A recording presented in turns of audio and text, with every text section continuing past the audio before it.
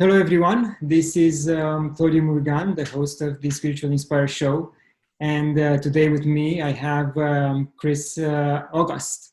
Sarah, his wife, couldn't be here with us today, but I will share the story of both of them with you today.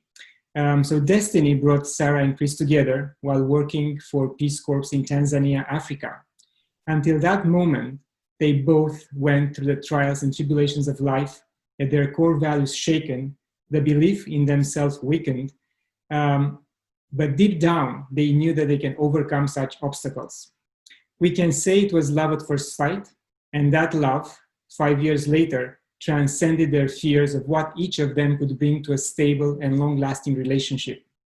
Together, in 2018, they created Soul in Wonder, a multidimensional hub for truth seekers on their journey of self-discovery. Through their nationally recognized podcast, videos, self-empowerment coaching, and transformational body, mind healing work, they help people transmute their darkness into light and connect to their most authentic selves so they can align with their highest vision and potential. Chris, thank you for joining me today. Thank you so much for having me. It's such a pleasure and honor to speak with you.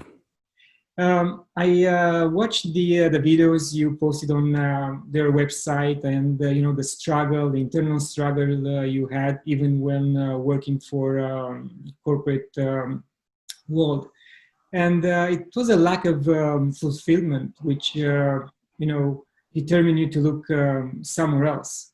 So nowadays, in your workshops and private sessions, how often do you find people who go through the same struggle, and they are they have they are high profile individuals, they have well-paid jobs, but they still have a gap inside them.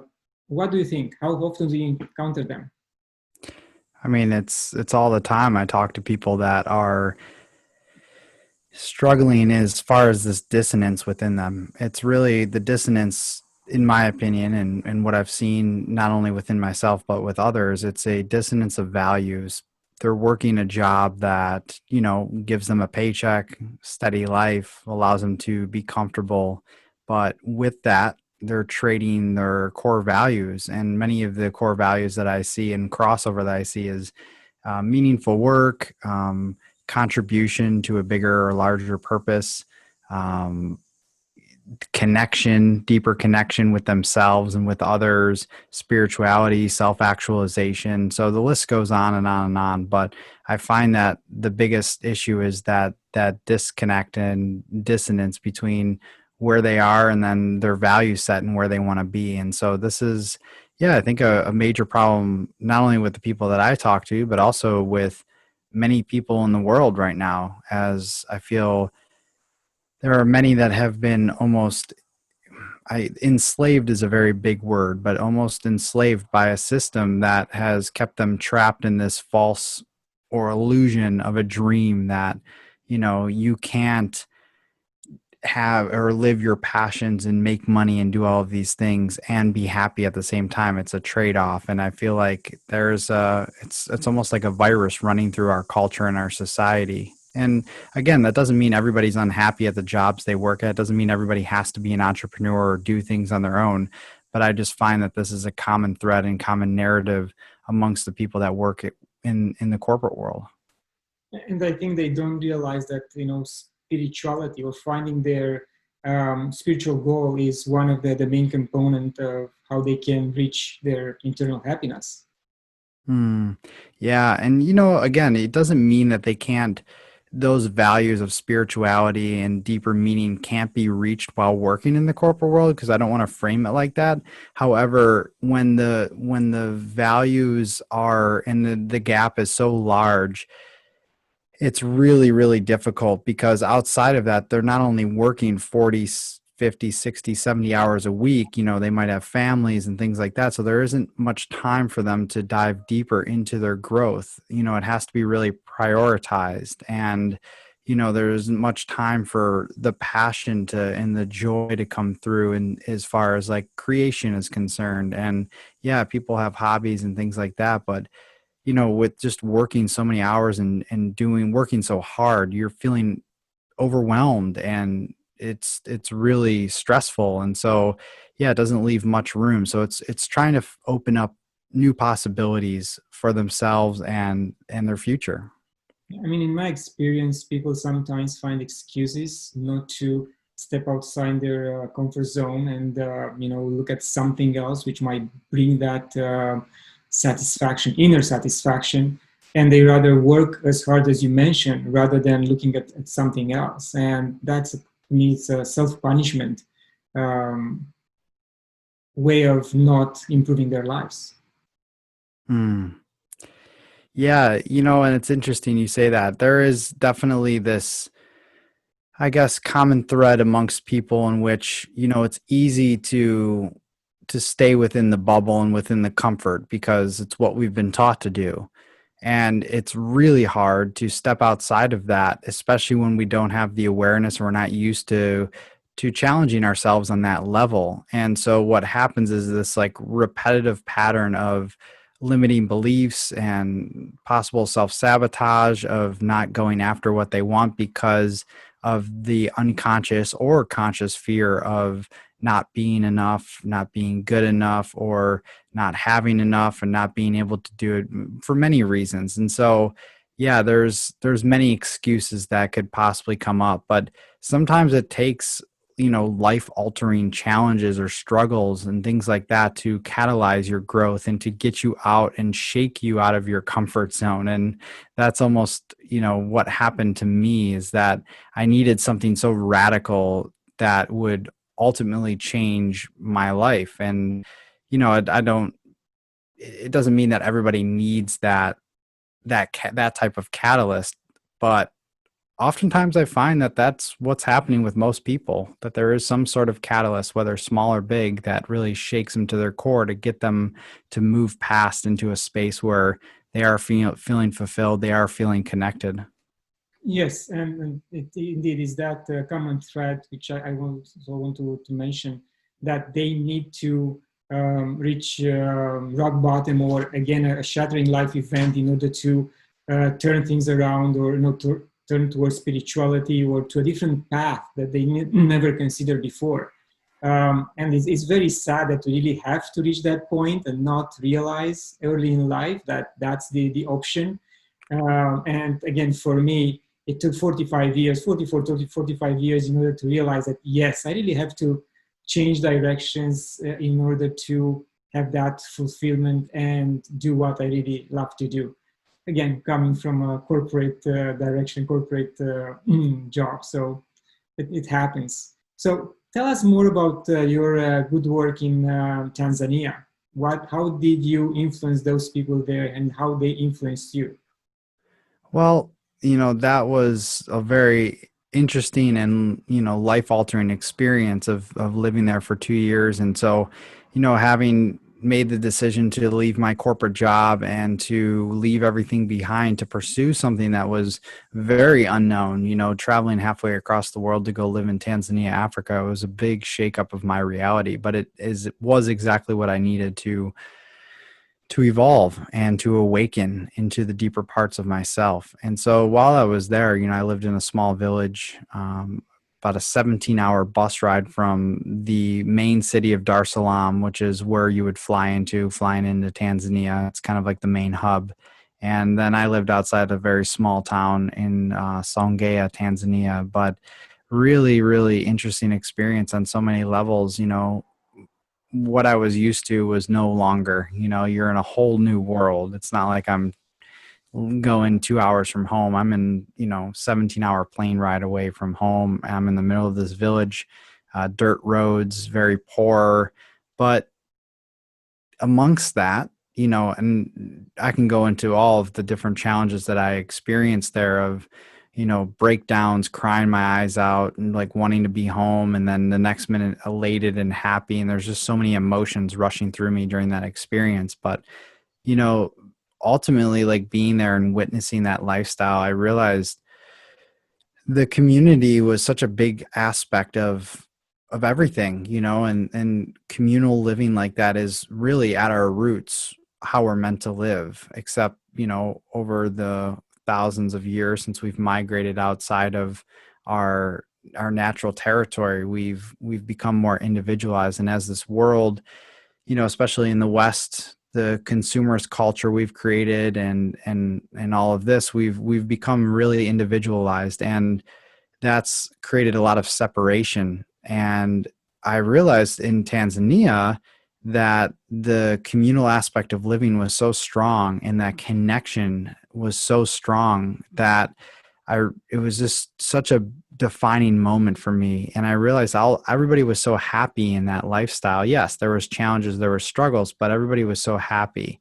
And so while I was there, I'm going into this experience thinking, well, I'm going to change their lives. I'm going to do all of these projects. And yeah, I did some projects. I helped women start a business. I did some solar panels and rainwater catchment tanks at the primary school.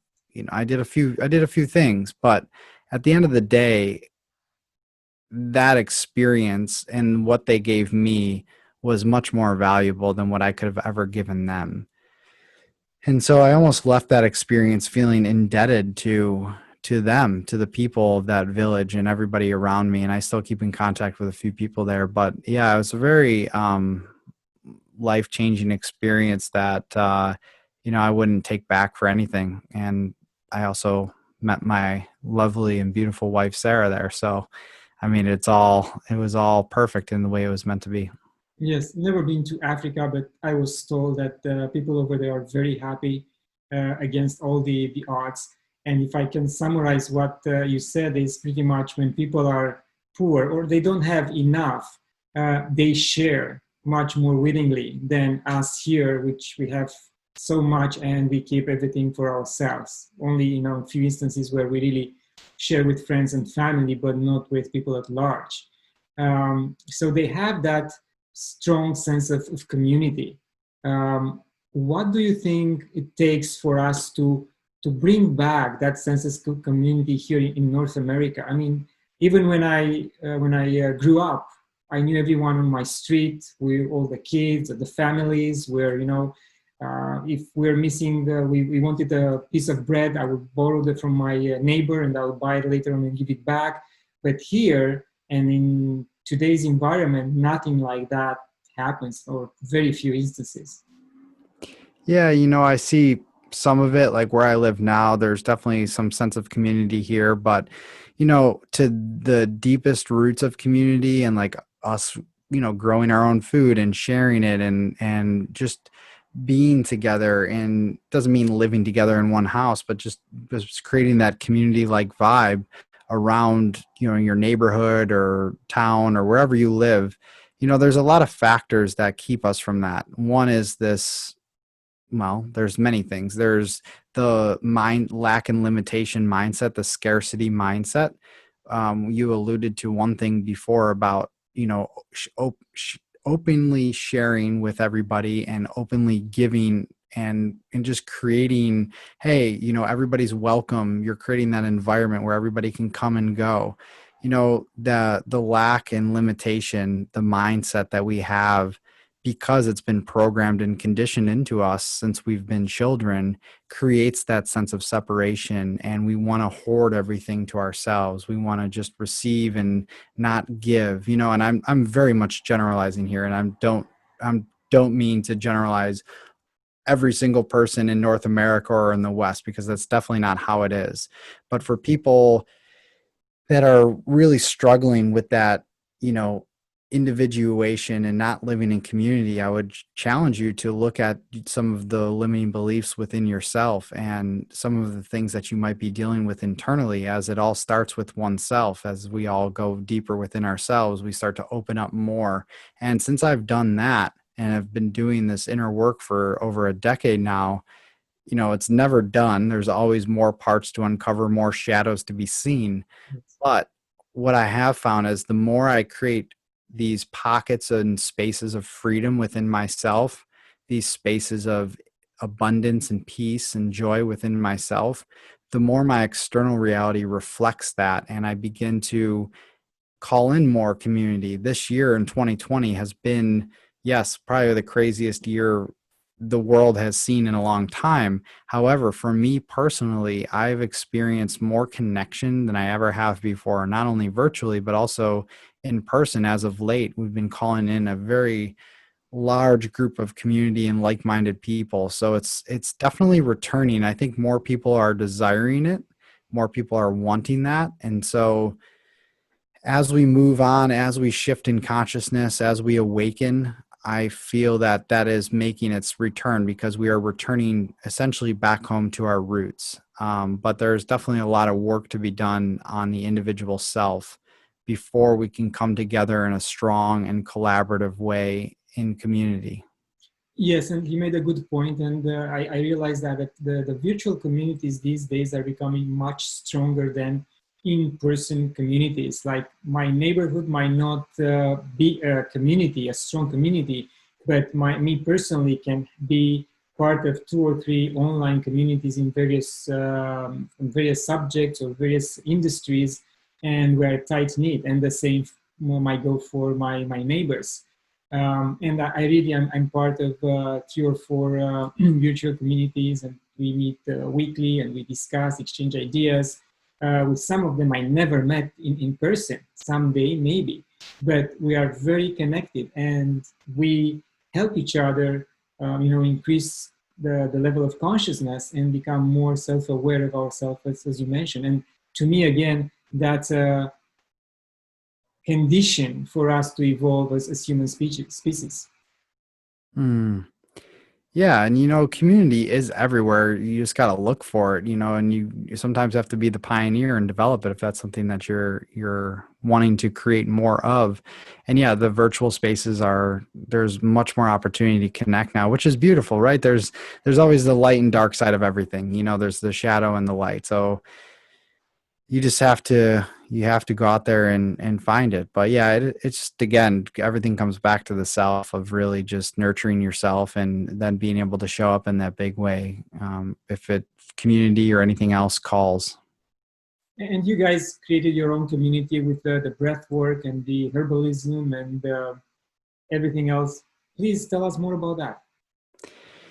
Yeah, so it's an ever evolving thing, really. As we evolve, our services and what we offer to others evolve. And so, yeah, we started out with this vision, back in Tanzania. So, 6 years ago, 7 years ago, with this vision to elevate the collective consciousness. And of course, that's a very large vision and a very generalized vision, but everything, comes back to that. And everything we do, all the work we do on ourselves, first and foremost, and secondly, the work we do with others contributes to that vision of, elevating the collective consciousness. And so when we all have our own cosmic puzzle piece to do that, and you yourself and everything you do, and all of the people I'm connected with, that they do, that we're all doing that together. And so it's not just one individual job, but we thought about ways in which we can offer our own innate gifts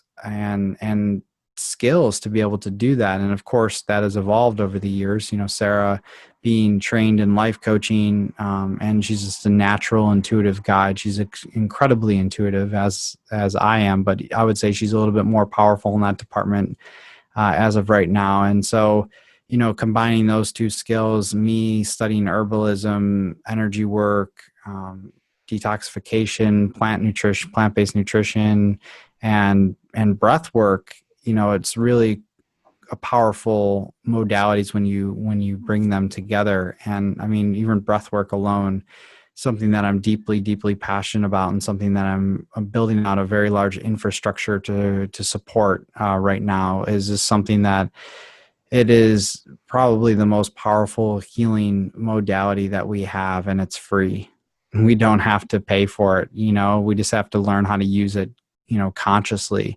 And it's something that I can talk hours about, because for me and the transformations that I've seen and with the people I've worked with, using just breath work has amazed me, and really, and I know the power of it because I experience it every day, but like just seeing the transformations that take place through the breath is something that is unlike anything I've ever witnessed. Yeah, please give us some examples. I mean, I know Joe Dispenza has a very powerful program, like a 1 week program where people, 1,000 people, 1,500 people go there and they go through this type of transformation. I also had Christian Nielsen on this show. He used to be in charge of breathwork at Rigna in Costa Rica. Mm. He's a former monk, so he started breathwork when he was a monk practicing Kriya Yoga. So please give us some examples. Yeah, and both the people you mentioned, very influential people in those spaces, and Joe doing his. I actually know the person, a good friend of mine, creates the music for Joe. So he's a very talented musician. But anyways, yeah, what Joe's doing and the other gentleman you mentioned, there's so many different modalities of breath work. There's so many different types of breath work that people practice. And so, for me, I've experienced many of them, from Wim Hof to shamanic to rebirthing to holotropic to, there's so many different types of breath work, yet there's a lot of similarities in between the lines. And so I'm actually professionally certified and trained in Soma breathwork, which is essentially a holistic system of conscious connected breathing patterns that are based on the core pranayama practices in yoga. And so everything is rhythmic breathing. So, Wim Hof, for example, you breathe in like a 2-2 rhythm, 2 counts in, 2 counts out. He's not counting, but that's what the rhythm is. And so with like shamanic, rebirthing, holotropic, those are really quick breaths. Those are like 1 breaths, 0.5 breaths, very quick inhale and exhale. Very, very potent, and something that you definitely need a guide to take you on those types of journeys, because you're breathing like that for an hour. But with Soma, the beautiful thing about Soma breathwork and why I'm so grateful to have discovered them is that Niraj, the founder, teaches all about not only the pranayama practices, but these rhythmic breathing practices. And, they range from anywhere from a 4-8 breath, 4 counts in, 8 counts out, to 4-4 breath, to 2-4, to 2-2, to 1-1. And you breathe in these different patterns for different reasons. And essentially, what the breath does, in my opinion, it's the ultimate catalyst for growth, healing, and awakening that we have. And so what we're doing physically is we're resetting and balancing the nervous system, which is probably the most important thing we can do to get everything else back in line. And not only are we balancing and resetting the nervous system, but we're also working with different other systems in the body, the endocrine system, the immune system. We're working with different parts of the brain, the vagus nerve. We're helping to reset and uncover, unearth some of the emotions, the stuck emotions, the energy that we've trapped in our body from suppressing, from all of the trauma or grief and sadness or anger that we've experienced and we've stuffed down, and we haven't been able to fully express that. Breath work and the breath helps to really bring that up and unearth all of that, to be seen, to be transmuted, and finally, healed. And, from a spiritual standpoint, depending on how long you do breath work and, the type of breath work you do, you can reach some pretty altered states of consciousness and really have these experiences that are almost like psychedelic in nature. Of course, it depends on the breath work you do and how long you do it and all of that. But, there's just like enhanced focus, creativity, intuition. I mean, the list goes on and on and on. It's just so beneficial. But there's a legend behind Soma. And so Soma in the Rig Veda, and talking about the ancient rishis that practice yoga and tantra and a lot of the practices we see today, they had this drink called Soma. It was a psychedelic brew that some have thought that it's cannabis based or possibly mushroom based, psychedelic mushrooms, psilocybin. And they were drinking this brew, and they would drink it for many years to you know catalyze themselves, and also to have visions of what was to unfold, what they were supposed to do, what they were supposed to bring to the world, and so on. And at one point they ran out of this drink, and so they had to figure out another way to reach these altered states of consciousness. And so they began to work with the breath. And so the breath is this ancient technology that is so incredibly potent and powerful for all of what I mentioned and so much more. And so that's why I'm so passionate about it, because just the transformations I see with the people I work with in that realm is, yeah, it's unlike anything else. Yeah, in fact, I did take Niraj's, I think it's 30-day program. It's 21-day program, the 21-day awakening. Yeah. I did that, and I think I had a bit of challenge a couple of days to go through the 1 hour breath. Mm. The other days I was okay, and that half an hour I had no problem, but 1 hour I had some challenges with that. But again, it's very refreshing, very invigorating, and I want to do it again because now I have access to it all over, so all the time, so I can do it again, and I'll do it. Yeah, very interesting work. Yeah, it certainly is. And it's definitely, yeah, it's ever evolving. And I'm actually working with an artist right now, very, very talented musician and composer and multi-instrumentalist and sound alchemist. He's incredible. And he's producing the music for an album that we're actually creating together. So we're, yeah, I'm very blessed to offer this medicine to the world and to also receive it myself and do it. So. Nice. And in terms of herbalism, did that idea come to you while in Tanzania because you were able to witness how those guys use nature to heal themselves, or how did that come to you?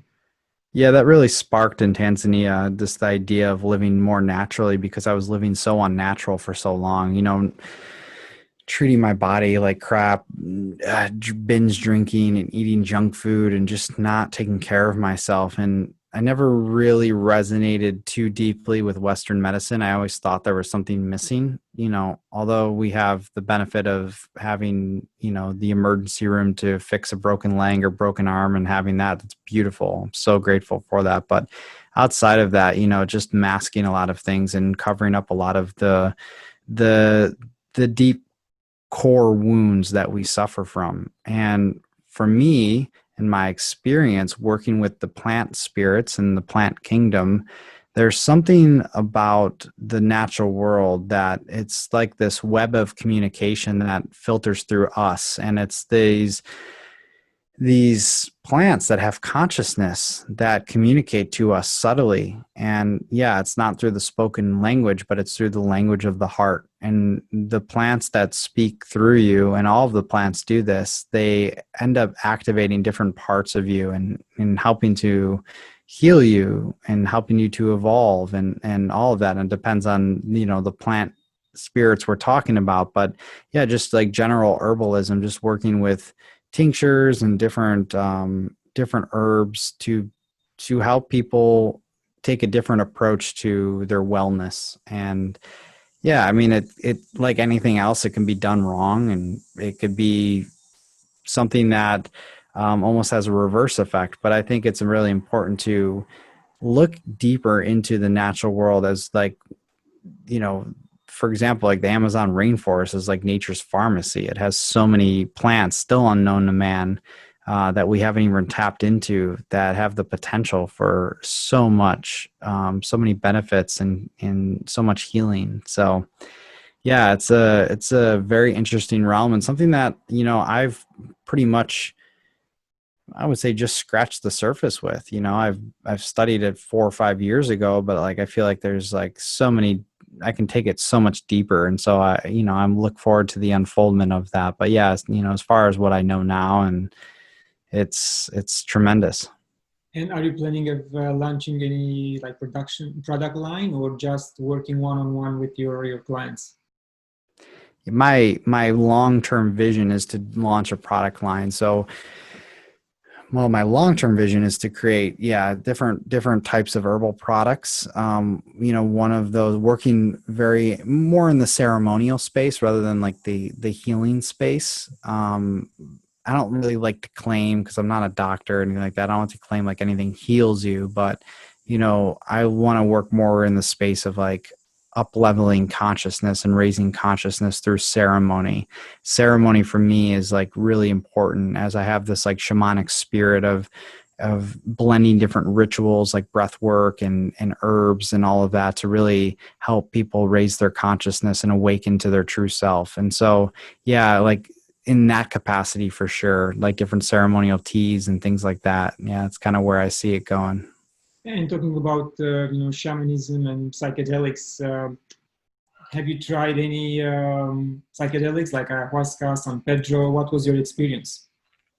Yeah, my first experience with psychedelics was actually with DMT, smoking DMT, and that's a really powerful experience. So, if anybody's interested in psychedelics, one, I would read more about it. And there's plenty of experts out there that talk about. Third Wave is a great website to go on. But yeah, the first experience of smoking DMT sent me right to the moon, and something that I'll never forget, really.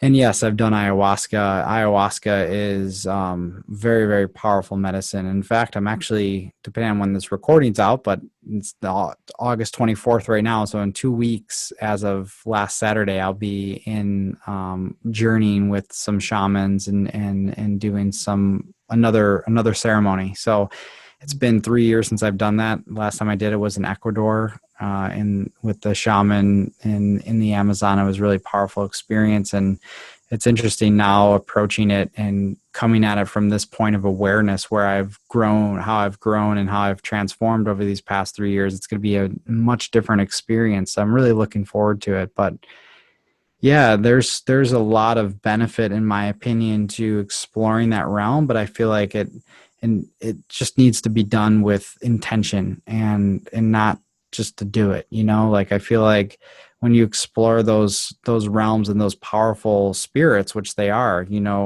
Mother Ayahuasca is nothing to mess around with. She will kick your ass, and she will show you exactly where you need to heal. She will show you exactly where your unconscious fears are, and there's no hiding. And so, like, going into those experiences, it's very important to, one, find a trusted guide, and two, to be super intentional about it. On a subtler note, I'm a huge proponent of cannabis. And you know, that's a whole nother conversation within itself, but like cannabis, for me, I've taken on many different forms of relationships with it. I've been using it for a very long time, and it's only when I started using it intentionally and going into communing with the herb, and when I smoke it, going into almost a ceremony, whether it's meditation, or I'm doing some yoga or some light stretch, or I'm taking a walking meditation, or writing, whatever it might be. There's some sort of ritual or ceremony that goes into it, and really blessing its spirits. And because it is a psychedelic, in my opinion, it's a mild one, but it's also a very powerful one that can catalyze a lot of growth. And for me, it's been one of my greatest teachers, to be honest with you, and something that, of course, there's a balance with. I don't use it every day, and um, I've had my relationships up and down, not using it all for months. But when I come back to it, and especially when I do it consciously, it's really, really powerful. The experiences that I have with it, and it just shows me so much more of my true self. Going back to ayahuasca and your relationship with Sarah, and I know she's not here, but maybe you can share how, if she also tried, how that experience helped you communicate better, or did that experience change your relationship as a couple? Yeah, it's a very interesting question. So, like Sarah and I kind of brushed over it earlier when we met in Tanzania, several years ago. There was this like you didn't have to say anything. We just knew right away that was like kind of it. Like there was like a deep cosmic soul bond that we experienced, and it's very, very, very powerful. And, since then we've been on many journeys and traveled many places and have done many things. And yeah, going back to your question about ayahuasca and our experience with that. So yeah, she did it, and she's actually more well-versed in the plant medicine realm than I am. She's done a lot of different psychedelics. And she really attributes her healing, that she's had to go through, and her growth, to the use of psychedelics. So she's a big proponent of it. But yeah, our experience in ayahuasca, it was interesting because she's more air. She's very she can travel. She's not really much in control. She loves the unknown. For me, I'm very grounded. I do have all elements in my astrological chart, but I am definitely like more grounded. My sun sign is Capricorn, so I'm definitely more grounded and earth based, and it's sometimes difficult for me to surrender and to let go. And that's, I wouldn't say as much anymore as it used to be, but there's definitely still that little part of it. But during our experience in ayahuasca, I was having a really difficult time letting go of control. And you know what happens when you can't let go, the ego takes over and you really start to have an experience, lots of suffering. So, you know, thankfully she was there, and she was a little bit more actually grounded during that experience and allowed me to, you know, lean onto her as a rock, as a support, and allowed me to just feel safe in that experience to explore the higher realms. And so like there was this like unconscious communication, actually a little bit, I'd like to say telepathic communication, that was happening between the both of us, and she was really helping me to just let go and to feel safe. And yeah, it was a really beautiful experience. And so it'll be interesting to see this time around because I won't have her there. I'm actually not, she's not going. And so it'll just be me with a couple other of my close friends. So it'll be very interesting to see the dynamic and how that's gonna play out. But we've never had a problem with communication. We're excellent communicators.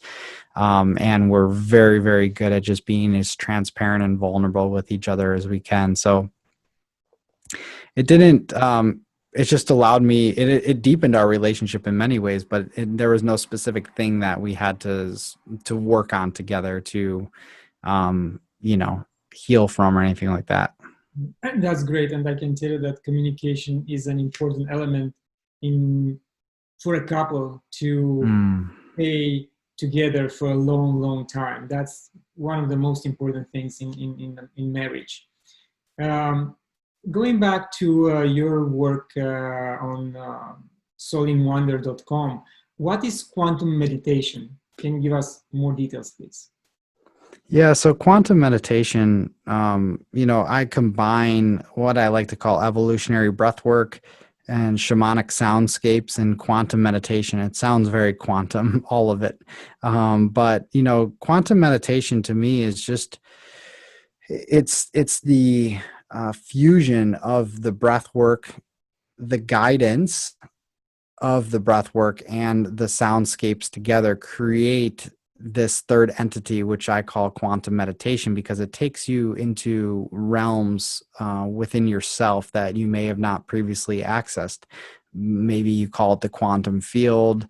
You call it, you know, there's many names for it, but you know, the quantum nature of our reality that we don't see with our five senses, it almost transcends that. And that's what for me the practice is all about. It's about transcending our linear reality and reaching different states of consciousness that we don't really touch every day. It's tapping into our intuition, our sixth sense, our innate wisdom that resides within us, the peace, the stillness, the joy that resides at our core. And so like that to me is quantum, right? Because like it's not in our everyday reality. It can be though if you train yourself and do that. So yeah, that's kind of the name behind that. In your experience, there are a lot of groups out there right now doing what people call new age work, increase awareness, consciousness through breath work, psychedelics, any type of work which can improve oneself.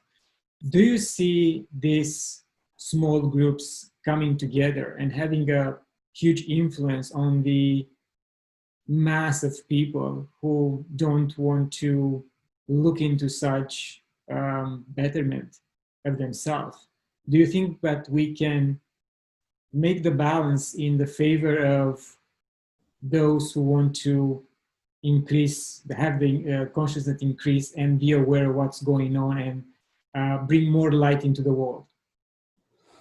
Yeah. Yeah, I think we do. And this is why. So like one, for me, the most important thing is this like no bullshit approach to spirituality and personal development. I think there's too much there's too much fluffiness out there where there's not enough of the humanness, the human aspect integrated into it, and the groundedness that needs to be there. And of course, everybody resonates with something different. So I can't say that everybody's going to resonate with this way. But in my opinion, I think it's really important to keep things grounded to reach more people.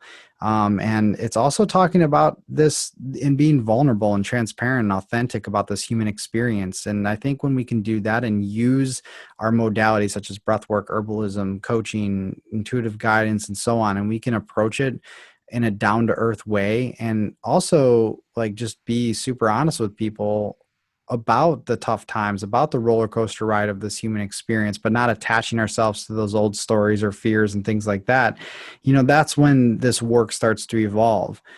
I also think that, a small community, and it's been proven many times that a small community of people getting together in this powerful way, it's super activating. One, because from a quantum perspective, the energy that's being moved within the community, especially if it's fairly uplifting and powerful energy, this can be transmuted and essentially sent as activations throughout different parts of the world, especially if you're like doing, global meditations and things like that.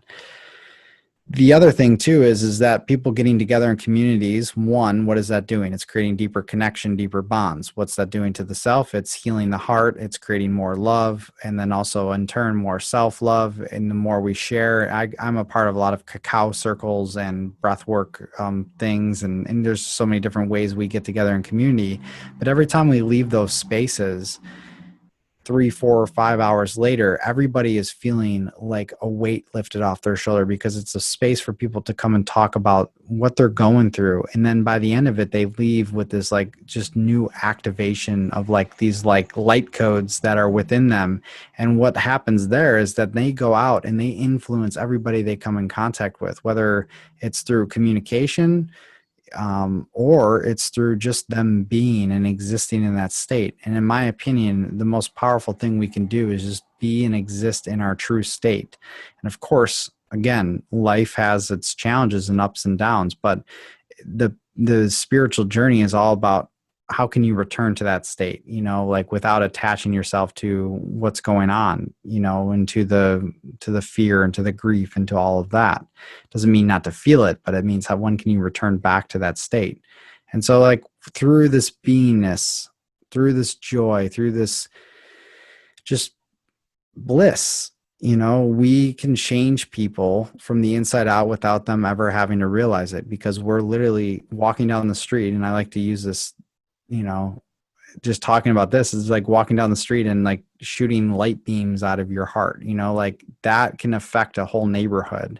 And so, yeah, it's super powerful. And I feel like just a small group of people can absolutely like change and shift consciousness. But then you can go down the rabbit hole and talk about how there might be multiple timelines and how timelines could split and how there could be different realities experiencing all at one time and the multidimensional nature of our reality. So that's all.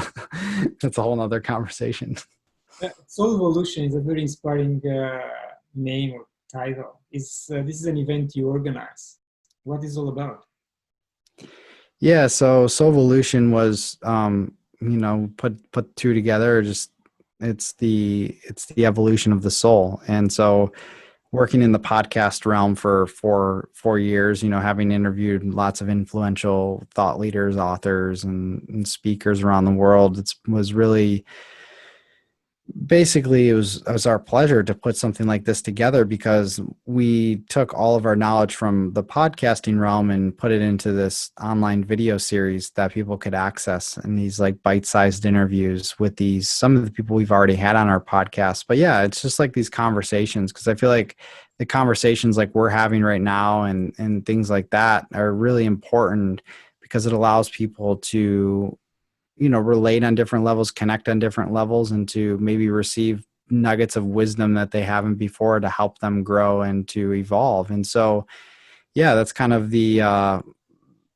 backbone of that and why we did that. And it was really a successful event. We had, 2, 3, I think it was like more like 3,000 people register for the event. And yeah, it was really beautiful, and happy to do those sorts of things, because I feel like again, those bite-sized nuggets of wisdom and conversations can really do a lot to help people heal. Yeah, yeah, very nice. And in fact, I browsed through the podcast and I found quite some interesting names, and I listened to those and a lot of things to learn from. Chris, we are approaching the end of the interview. Any final thoughts? Wow, that went fast.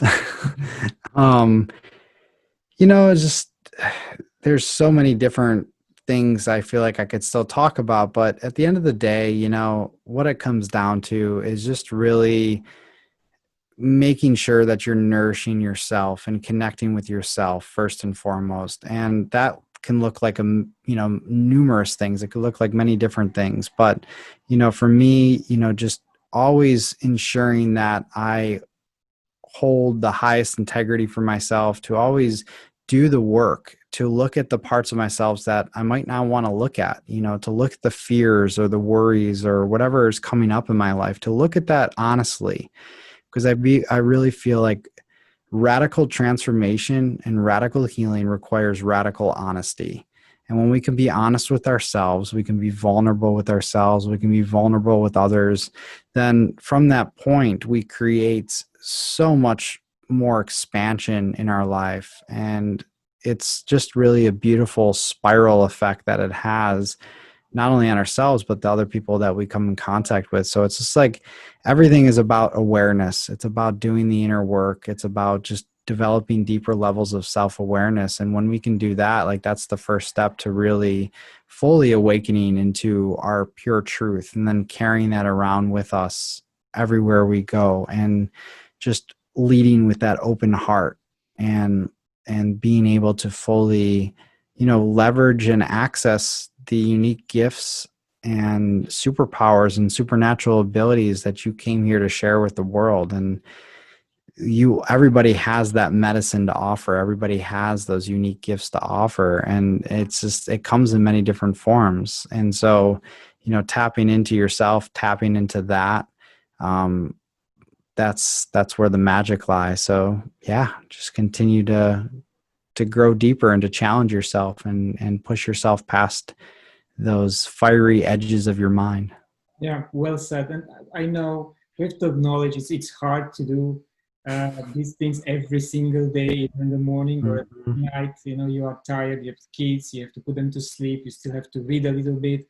But we really have to push ourselves if we want to improve our lives, improve our brains, and, as we said, make our soul sing on the right tones. So, Chris, it's been a pleasure. Say hi to Sarah from me. I'm sorry that she couldn't be with us today, and thank you very much. Yeah, thank you. And one last thing I'd just like to say is, like, we can do it all with joy. So just reclaiming that childlike essence, our joy, our freedom within, that innocence. And from that space, that's where all the magic opens up. So yes, it was a pleasure speaking with you. And I look forward to speaking again soon. And for my subscribers, thank you for watching. Share. You can register to my Patreon account, become a supporter. And until next time, love and gratitude.